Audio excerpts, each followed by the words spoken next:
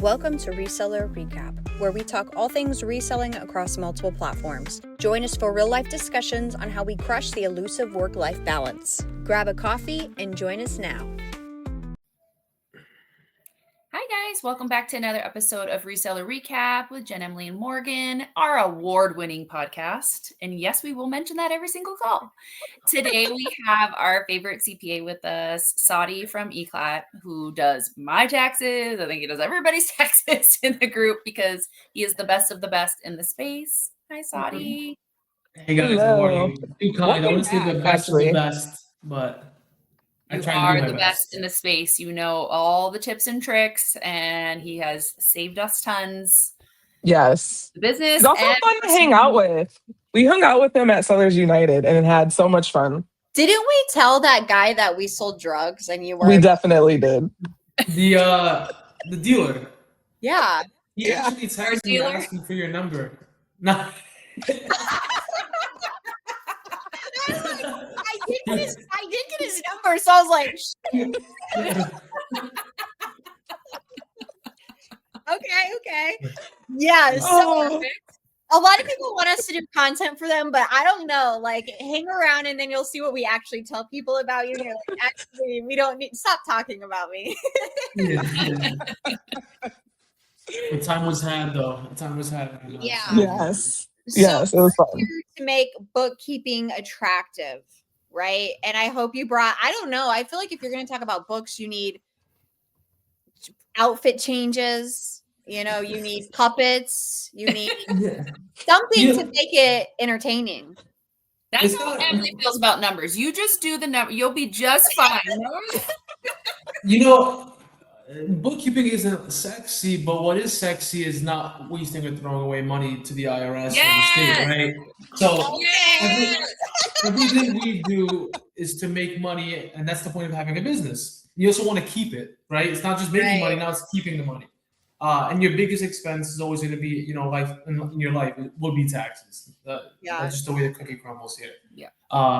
Okay. So knowing your numbers, Try to be nicer when you're talking to me about this because that felt very threatening. Like no. Towards me.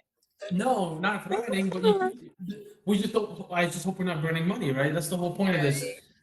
You know, income you're taxed at a higher bracket the more you make, and the more you make, the more tax you pay. So your goal is just to minimize that as much as possible without going to jail, right? We're too cute for jail.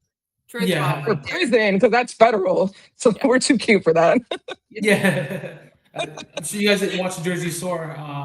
You saw my situation, and there's other people, like prominent names that went out. So they don't really look for that. They don't enforce jail time. Don't do it. don't do it. They don't really enforce that, but when they want to make an example out of somebody, especially a celebrity, someone famous, they're gonna do it. So they just set the tone. But enough scaring with jail time. The point of having good books again is just to make sure you're tracking all your deductions, right? You actually know. Imagine you're going the whole year thinking you made XYZ amount of money, and the reality is, oh no, I actually made half of that.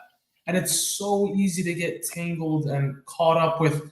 You know, most of these sales, you have 13 different credit cards, one balance here, one balance there, all have different statement due dates. So you're paying one off, you think you're making money, next thing you know, you're just building a debt ball, a snowball that just keeps growing and growing. And then oftentimes I see it leads, you know, into like a slow death, and 1-2 years it just goes bust. So just really tracking your numbers, especially as you make more money, right? And e-commerce it's not that it's tricky. There's just so many caveats with tracking your numbers between what gets reported, the fees, inventory moving around. Right. I know Morgan just told me you guys figured out a solution with inventory returns, right? You can liquidate that. So there's so many moving parts where if you don't get it dialed in early, it's a nightmare later on. Think more money, more problems, Emily. Okay, like we're gonna take that advice. Okay, literally nothing's better. Again, I'm just here to have fun. So we should have had Brandon on in place of you. Yeah.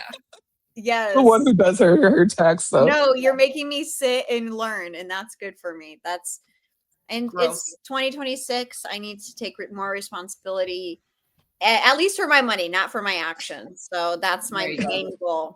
this year. Yeah, and you make good informed decisions in terms of retirement contributions, planning, even financing. Maybe it's not needed right now, but there will come a time maybe where you guys want to get some sort of financing unsecured, right? Unsecured, meaning right now, if you guys put everything on a business credit card, most likely than not, most people are guarantors.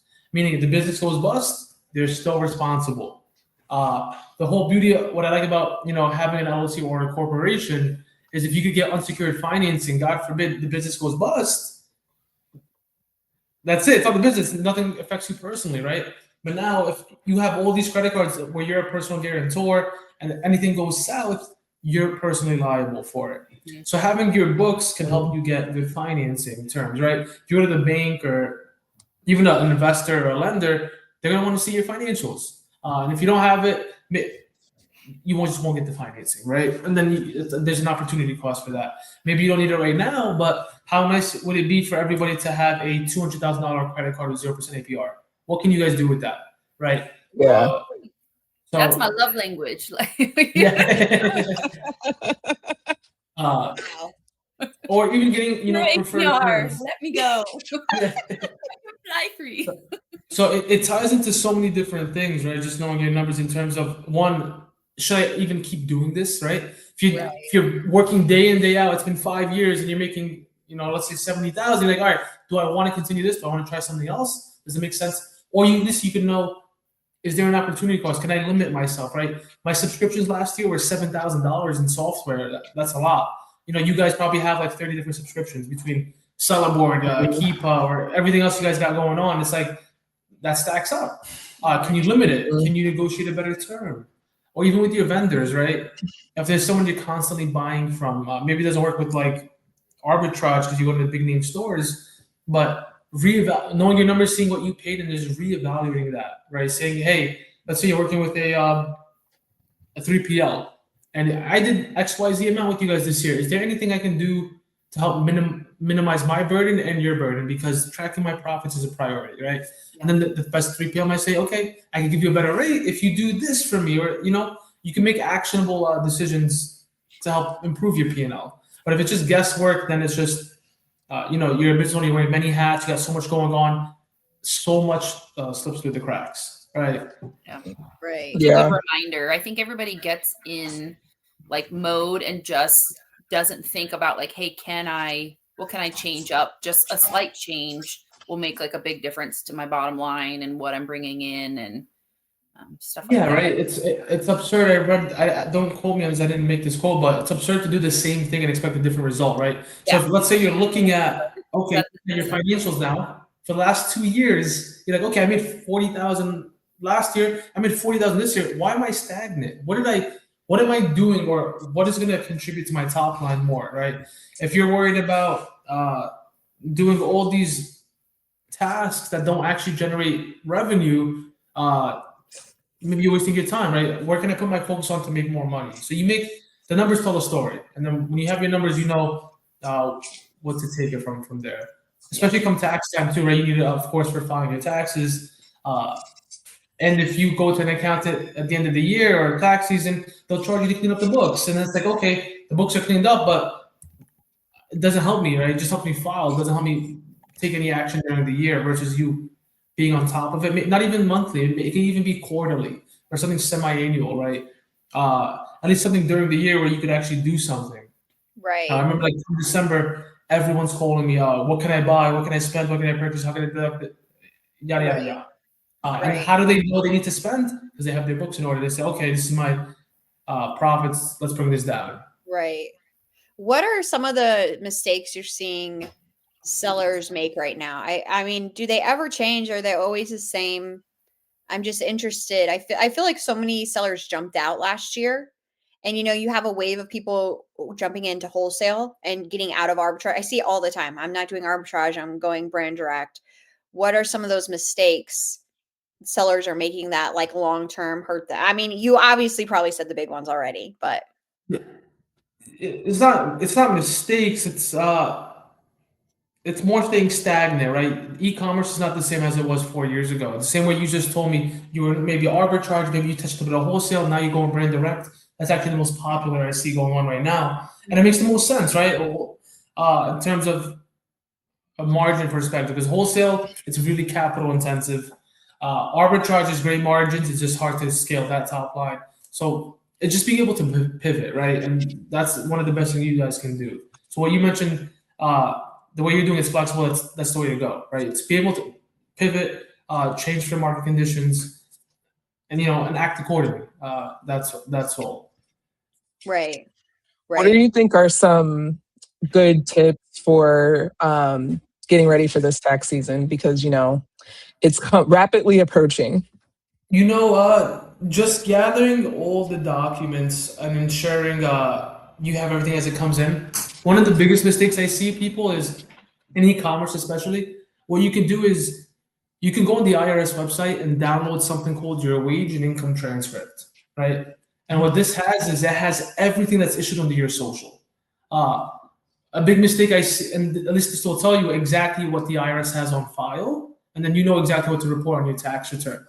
I see the big mistakes with e-commerce, well, wholesale specifically. I get a lot of clients that come to me, they have like these huge audit letters because they work with an accountant, help prepare a P&L just based off the bank statements, but that'll just go off the deposits, right? And then you have Amazon, Shopify, Walmart reporting a different number than what you're reporting on your bank statements, and now there's a gap. So Amazon will tell the IRS you made $400,000, but only $200,000 went into your bank account.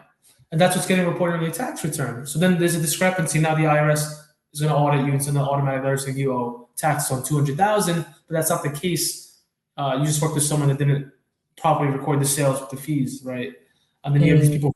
I just had it last week actually.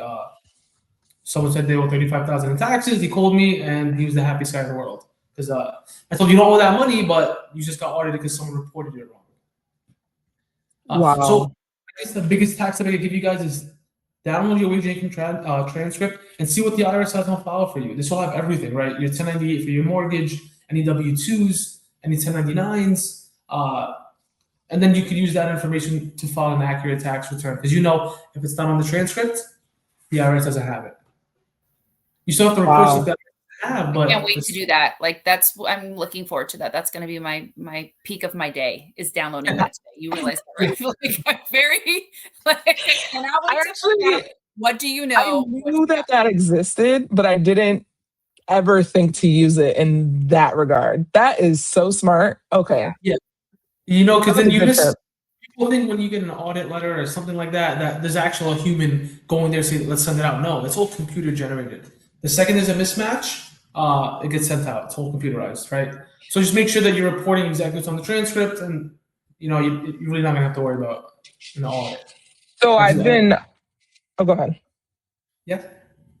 So I've been reading and watching some accountants on YouTube because that's what I do with my free time. And they were saying that they believed that this tax year is going to be a lot harder or more difficult for smaller businesses in regard to they think that they're going to be under more of a microscope than they've ever been before. Do you think that's true? No one can say whether that is going to happen or not going to happen, right? The IRS isn't going to say, yeah, we're auditing more people. That's just someone's guess. So I wouldn't necessarily say that that's true. I think that's just a fear factor, maybe to do something else. But no, I don't think. As a matter of fact, I think it's actually on all the way down audits right now. I think I've read the IRS publishes the amount of audits they do for businesses, individuals, and other entity types, and it was for individuals making less than 500,000, it was literally 0.0 something percent. So it's very minimal. And then even 500,000 to 2.5 million, it was less than 0.2%. I saw it. I don't have the numbers with me, but it's very minimal.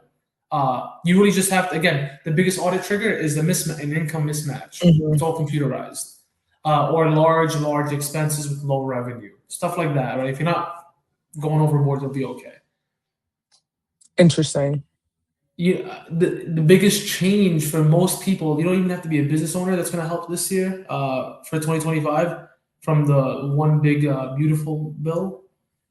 The state and local tax cap, right? They used to cap this at $10,000. Now they increased it to $40,000. So if you pay state taxes, local taxes, property taxes, and it's more than 10,000. Because before they would cap, right? So if you pay 20,000 in taxes, you only get a $10,000 itemized deduction. But now they increased that to 40,000. So a lot of people, especially if you live in a high tax state like California or New York, you're going to see a larger size refund this tax season than you normally would. So that's the biggest driver for 2025 change. Because in most times it always makes sense to take the standard deduction. Now for a lot of people, it makes sense to go itemized. Wow.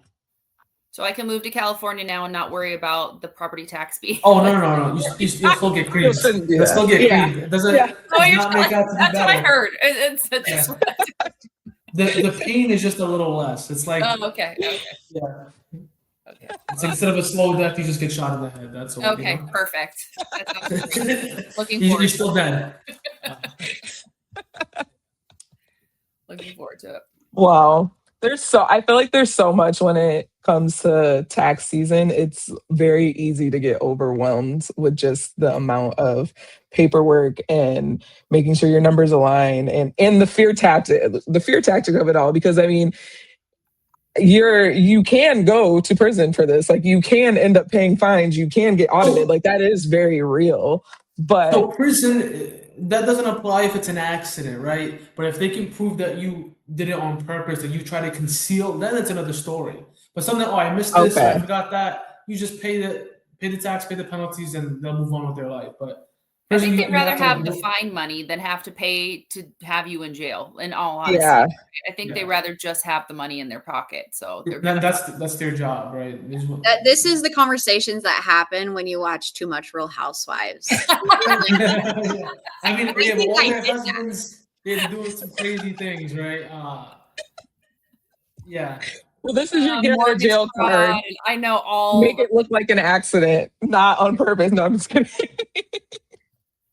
I made my husband yesterday because, my son works for the business. And I was like, he's helping me take a photo just in case they think he really isn't doing. I need you to start taking photos every time he is legit helping me, because then I have photo proof as well with time stamps, like date and time stamps on it. Yeah, I put a camera in our office, so it's all there. Yeah. So I've been doing taxes since 2017, and I can count the amount of times something serious has happened on less than my hand. Right? It's not as bad or exorbitant as people make it out to be. Even you paying your children, it's a scare tactic, right? And you should have documentation and proof. But as long as you're not trying to deduct, a six-figure payment for them, and it's minimal, you're going to be okay. It's good to have the proof, but every time I worked with a prior accountant or I spoke to someone, they used to make it seem like the IRS was like this big, bad, scary ordeal. Where now it's very minimal. It's not as bad as people make it out to seem. If anything, there's a lot of scare tactics being pushed out by other accountants and tax advisors and stuff like that, just so they can make a sale. That's the majority of it, and they won't tell you that. Yeah. That was the last guy that we tried to have used for our taxes and stuff. And he's like, I hope you get audited. I welcome when they try to audit my clients. And I was like, this is not the vibe. No. No, thank you. My husband's we need to find somebody else. I'm like, yeah, we need to find somebody. I think in his defense, he's trying to say he could fight any audit and prove the claim, but obviously the goal is to not have that happen in the first place. Right in the first place. Why are you going to put eyes on? He didn't even do the whole office deduction. He left a bunch of stuff out. So I'm like, excuse me, sir. Actually, you're horrible. Next. Go to stuff. This is why I said go to. All I'm happy that happened because now we're working together. Yes. Yes. Again, you got to be really careful who you pick to do your taxes as well, because when you sign your tax return, right, under penalties of perjury, it's on you as an individual, not the preparer. So you want to make sure everything is in line. You're not doing nothing crazy, because what happens is when you do get that audit letter, that guy's not going to answer. He's just going to go ghost. And I've seen this a lot too. Even when I get new clients, there's ghost preparers. People don't even sign the tax return, and it'll say, I went to this guy, and then I look at it, it says self-prepared or something crazy. And I'm like, okay. Yikes. I've seen some things. I've seen some anomalies. Yeah. I have I have a client. He was born in 2006, made an exorbitant amount of money, and he's like, "What do you mean I have to pay taxes now?" And he was in shock. So you're just dealing with people. Because no one teaches you this stuff, right? So imagine you telling a 20-year-old you made XYZ amount, you got to pay this much, and I haven't heard from him. So we'll see what happens. I started talking about it with my 8-year-old. I'm like, okay, so say you get a job at Walmart, you get $12 an hour. You got to pay taxes. You are now at $8 an hour. Okay, so you want to spend extra time at the arcade. That costs $40. So how many hours do you have to work? Not the $12, at the $8. Yes. Like, do you have to work for that $40 play card? Like we talk about, it's not just a $5 item. You got to pay tax on that. You got to pay taxes on that. So. And if you're paying for your son and he's earning income, one thing you guys can do, it's really popular, is open up a Roth IRA for him. Yeah. And he can contribute to it, and this money compounds and grows, and by the time he's 22, 23, 24, it'll be a astronomical amount.